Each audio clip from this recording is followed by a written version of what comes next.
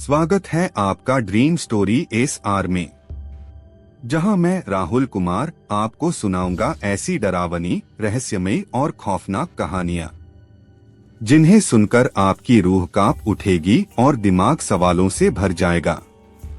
यहां हर कहानी में होगा सस्पेंस, रहस्य और वह सब जो अंधेरे में छुपा है। तो तैयार हो जाइए, क्योंकि अब शुरू होती है वह दास्तान जो आपको रात भर चैन से सोने नहीं देगी। कहानी शुरू होती है उत्तर भारत के एक घने और सुनसान जंगल से।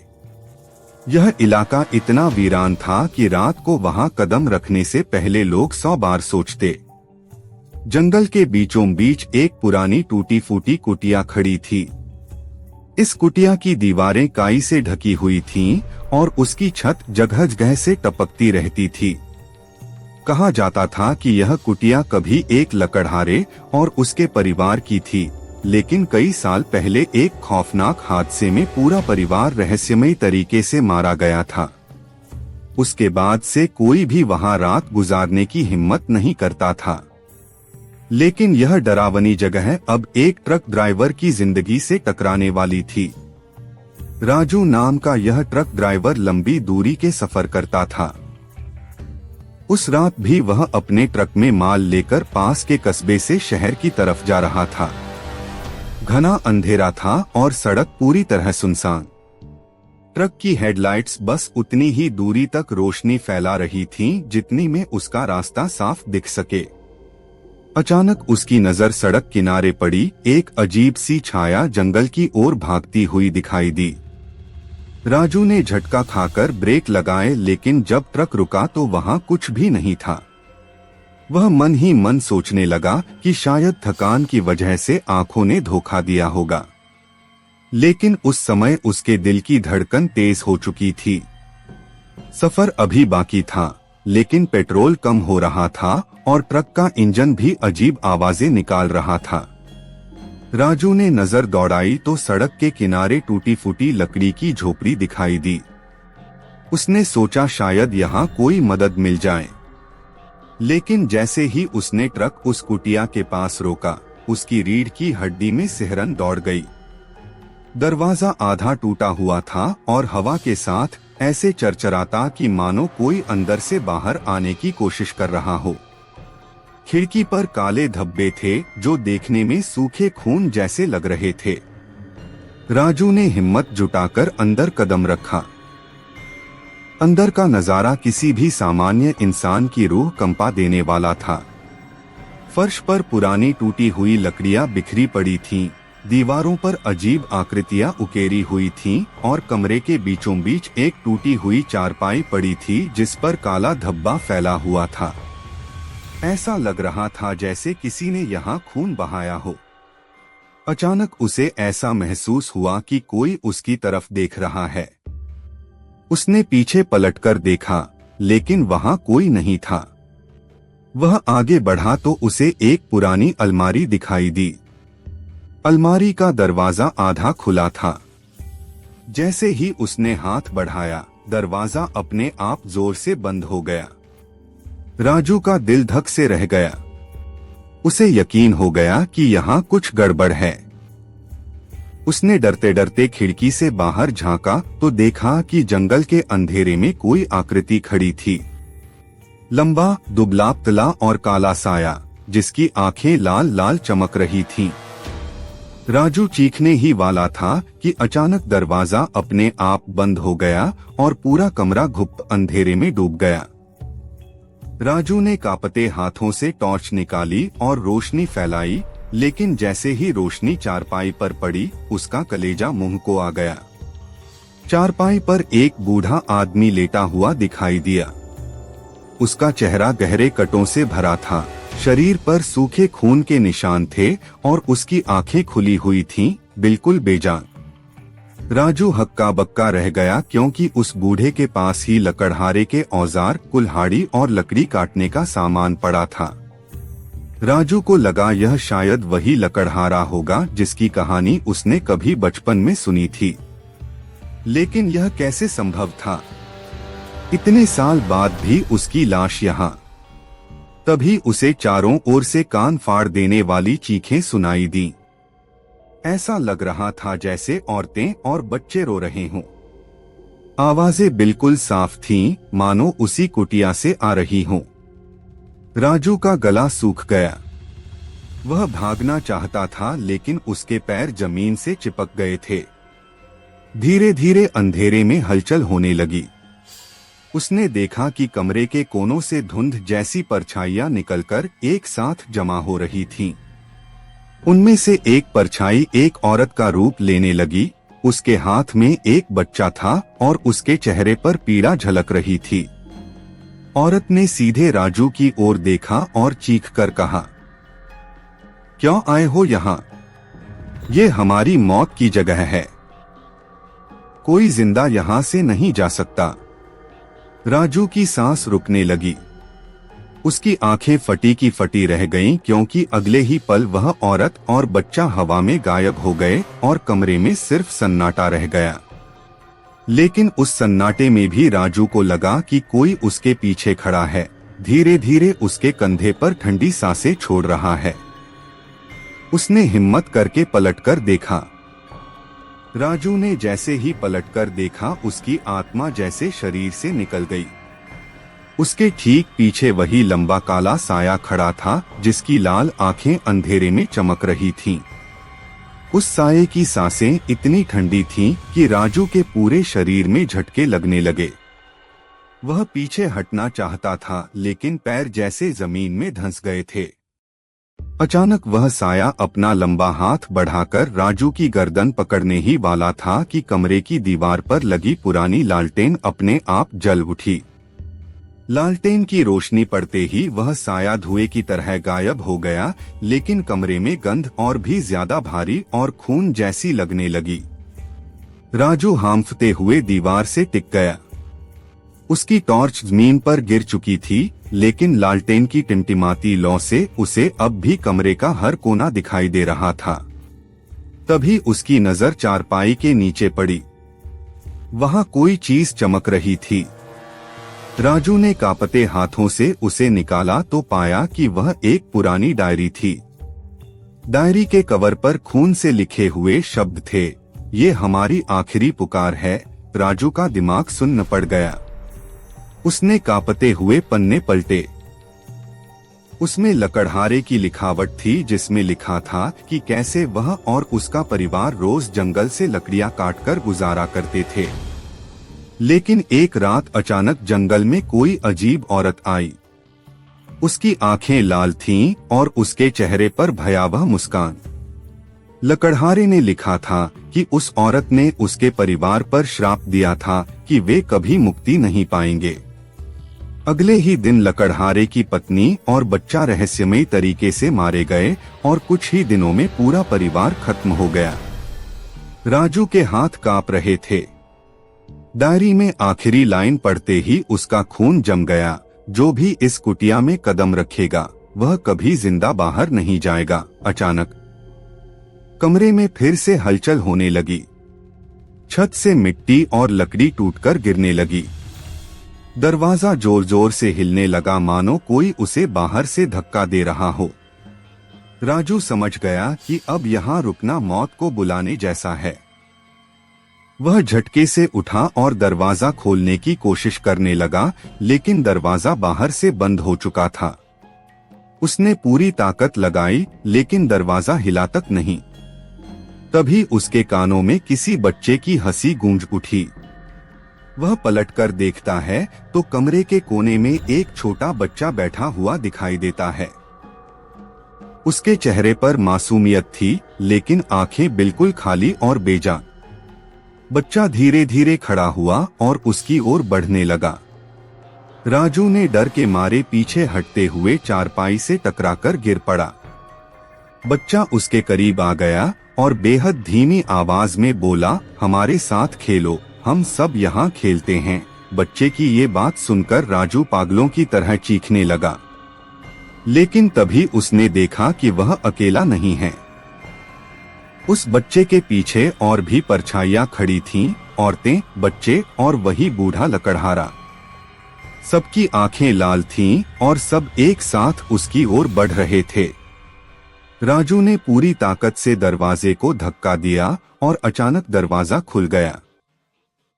वह तेजी से बाहर भागा और सीधे अपने ट्रक की ओर दौड़ा। लेकिन जैसे ही उसने ट्रक का दरवाजा खोला, उसका दिल बैठ गया। ट्रक की ड्राइविंग सीट पर वही बूढ़ा लकड़हारा बैठा था जिसकी लाश उसने अंदर देखी थी। उसकी बेजान आंखें सीधे राजू पर टिकी थीं और उसके होंठ धीरे धीरे हिल रहे थे, मानो कुछ बुदबुदा रहे हों।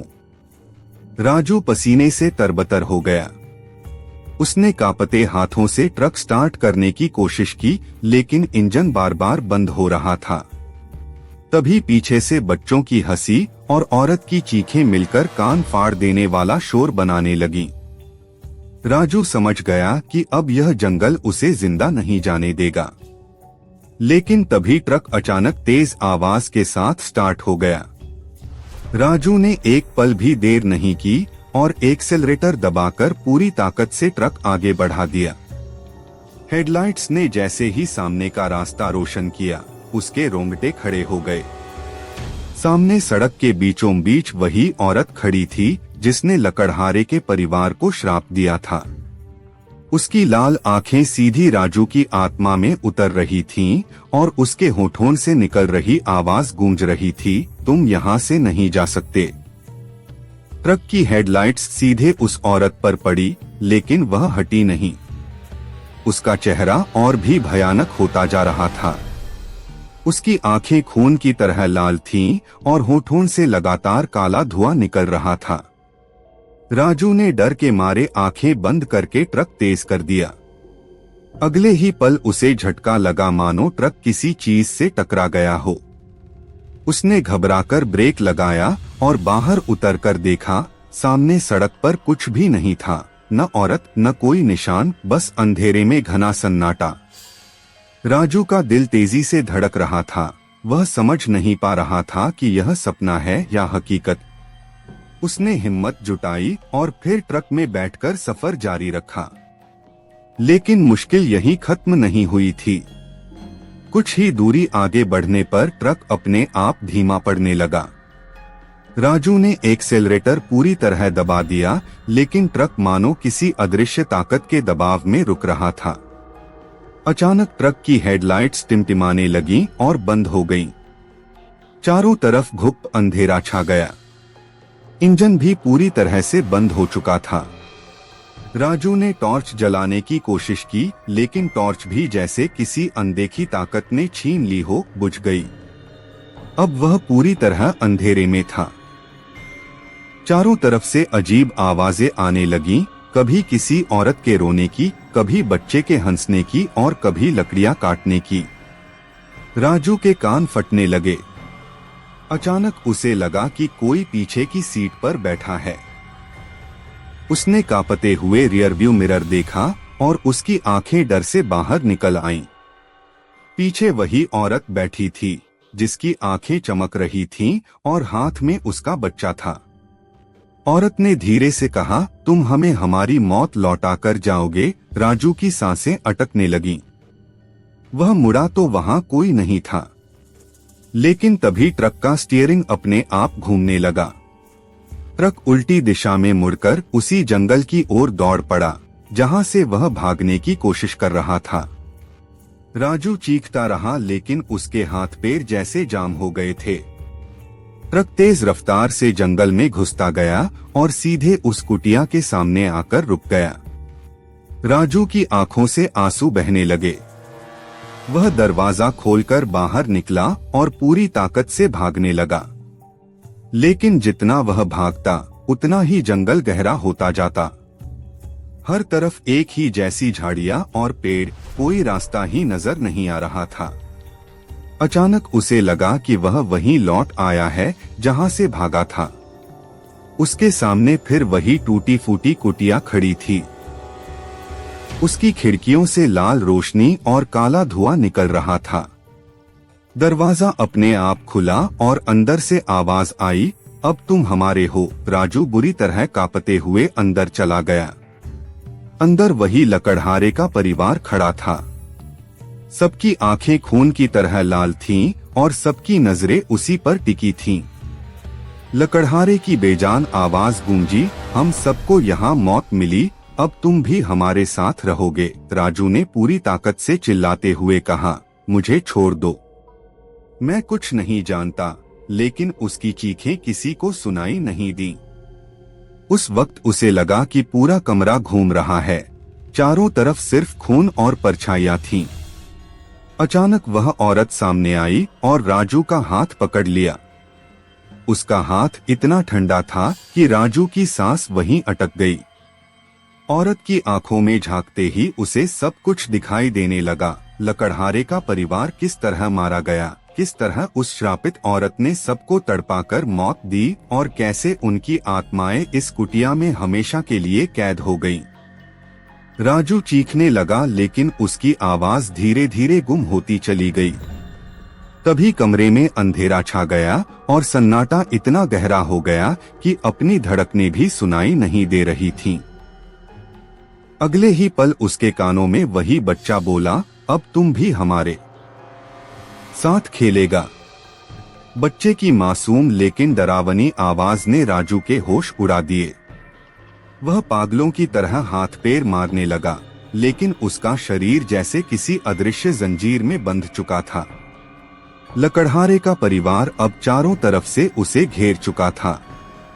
औरत की आंखें और ज्यादा लाल हो गई थीं और उसकी हंसी पूरे कमरे में गूंज रही थी।